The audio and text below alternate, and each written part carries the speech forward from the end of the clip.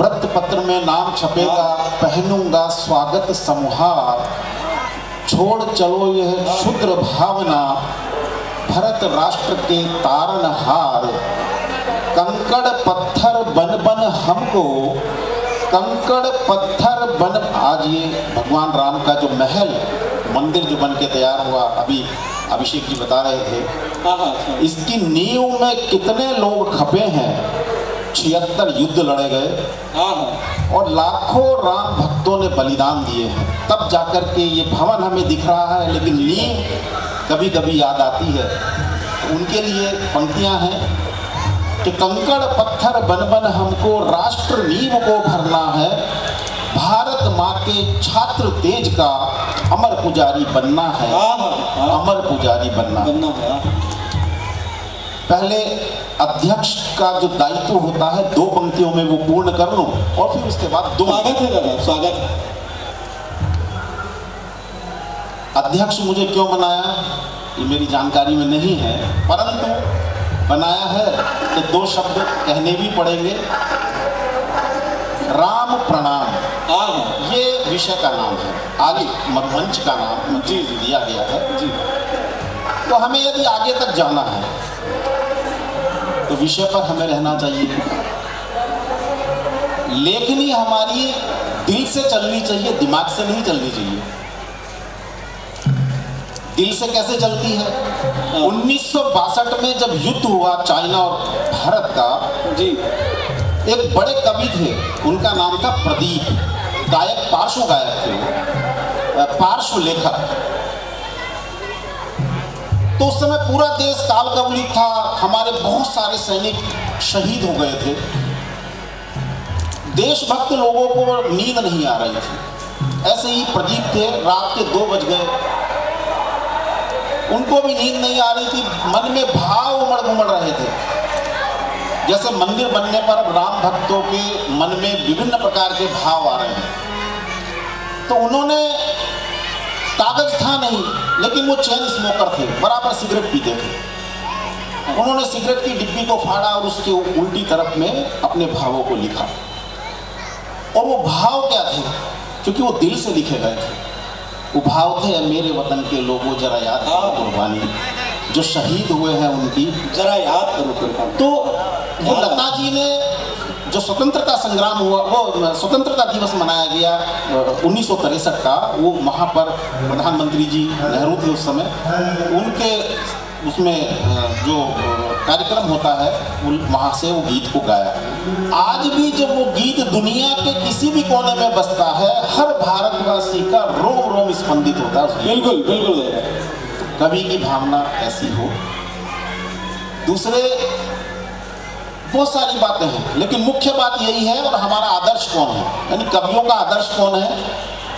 कवियों का आदर्श महर्षि वाल्मीकि हैं, जिन्होंने जन्म से पहले भगवान राम की कथा काव्य में लिख दी थी।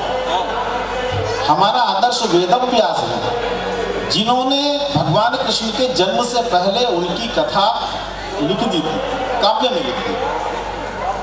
हमारा आदर्श तुलसी है, जिनके प्रांगण में हम खड़े हैं। हमारा आदर्श मीरा है, सूरदास है। लिखते समय अगर उनका चित्र और चरित्र सामने रखेंगे तो निश्चित रूप से आपको तालियां मिलेंगी। तालियां बजाने के अगर लिए लिखेंगे तो निश्चित मैं कह सकता हूं कि तालियां नहीं मिलेंगी। ये अध्यक्ष का दायित्व मैंने पूर्ण किया। और उसके बाद अयोध्यावासी कैसा हो? अयोध्यावासी ऐसा ही हो। मैंने जो उनका दर्शन किया, हम अपनी आजीविका के लिए काम भी करते जा रहे हैं और राम की धुन में मगन भी होते जा रहे हैं। और राम जी ने क्या किया था? सब उनकी कृपा से हो रहा था, पर सम्मान दूसरों को देना चाहते थे, देते रहे थे सम्मान। तो उन्होंने आज मुझे कार्यक्रम का, मुझे मालूम नहीं था कि वो कार्यक्रम का मुझे अध्यक्ष रखेंगे। ये मेरे लिए बड़ा सौभाग्य की बात है कि मैं एक राम भक्त की तरह से इस नगरी में आया था और उन्होंने आज इस मंच की अध्यक्षता मुझे दी। तो मैं उनका हृदय से आभार भी व्यक्त करता हूँ। और आभार मैं कवियों की तरह ही उनका प्रकट करता हूँ। कैसे? 4 पंक्तियाँ, हालांकि मैंने पहले लिखी है। 4 पंक्तियाँ क्या है कि हम जुदा पहचान वाले हैं। हम जुदा पहचान वाले हैं और राम जी की शान वाले हैं। देश को मां मानते हैं हम, बेढंगे सही पर अजब निराले हैं।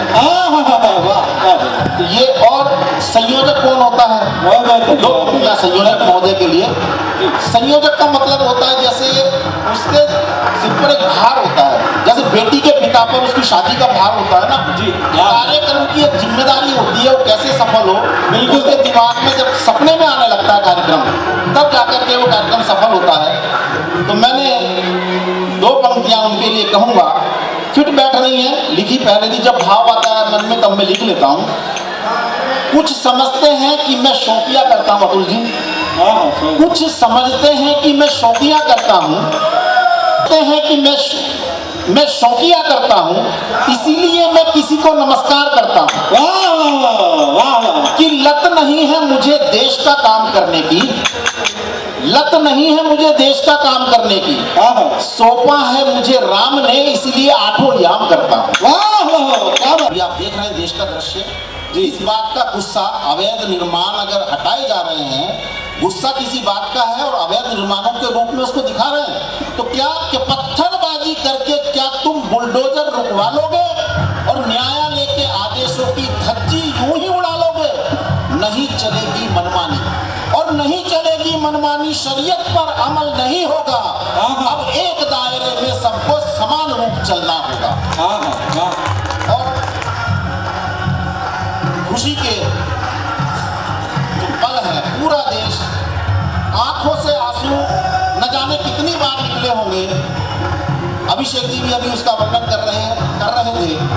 पूरे देश में ऐसा वातावरण किसी ने नहीं देखा होगा अभी तक। वास्तव में 500 सालों में ऐसी दिवाली मनी, और उसके लिए 4 पंक्तियां कह करके मैं अपनी वाणी को विराम दूंगा। अज मंधाता हरिश्चंद्र रघु और दशरथ, राम जी के पुरखों के लिए मैंने बात की है। अज मंधाता हरिश्चंद्र रघु और दशरथ, मानो सब पुरखों का आज सजा हो रथ। सूर्य वंश के रथ को सूर्य स्वयं ही हाँक रहे, मानो सकल विश्व का पूरा हुआ मनोरथ। अयोध्या नगरी का 16 संस्कार हुआ, 16 श्रृंगार हुआ है। अयोध्या नगरी का 16 श्रृंगार हुआ है। संत महंत आचार्यों द्वारा मंगलाचार हुआ है।